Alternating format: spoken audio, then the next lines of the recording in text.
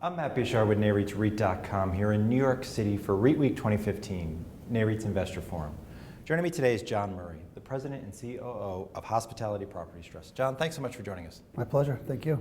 Now, I think it makes sense to start with some of the recent news from your company. Can you talk a little bit about the RMR transaction?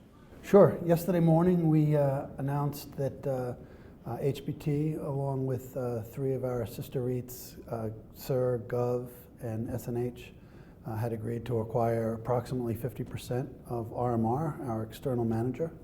We think it's a good transaction. We're going to acquire the 50% share by issuing shares in the REITs as payment and some cash, but it's going to be essentially a 1% ownership of each of the REITs that will be transferred to RMR, and in return each of the REITs will have a share in the ownership of RMR. And we think that that's beneficial to our shareholders because it creates better alignment of interests between the advisory, the external management company, and our shareholders. And because RMR will become publicly traded as part of this transaction in the next, well, by year end, but they expect to file a registration statement within the next 4 to 6 weeks.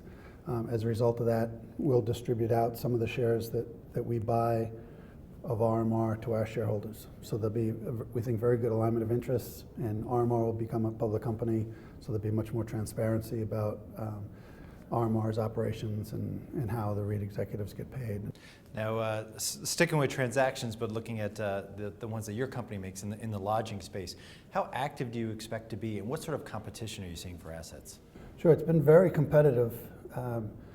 We have about 80-ish, 85% of our portfolio is in select service hotels, and in the early years of our existence, there weren't that many REITs that were focused on that segment, and the ones that were smaller than us and so focused on smaller transactions. And we were focused on portfolios, and we still are focused on portfolios of select service assets, but there's a lot more competition from REITs, from private equity firms. Now, shifting to the renovation side, you've also been very active there as well. What sort of impact is that having on occupancy levels and rate growth? Yeah, we've, since 2010, as the recession ended, we agreed with Marriott and Intercontinental Hotels Group and with Sonesta and Wyndham on a pretty major renovation program. And since that time, we've invested almost $900 million across those 4 portfolios. And we've seen very good performance as a result. Our occupancies are, right now, we're north of 75%.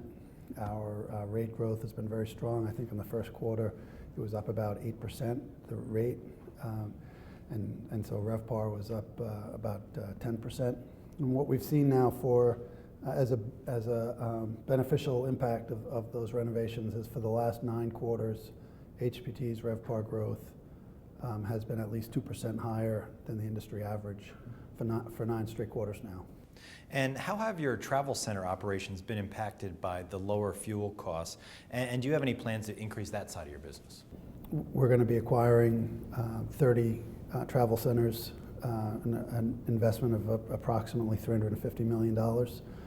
We'd been telling investors for the last couple of quarters on our earnings calls, there are some investors who think that we should separate the travel centers and the hotels, and I think we've told them a couple of quarters in a row now that it was more likely that we would buy more than that we would separate them out. So we've lived up to that expectation now, and it's the lease we have there will give us an 8.5% return, which is more attractive than what we're able to find typically on the hotel side. So we're excited about that. But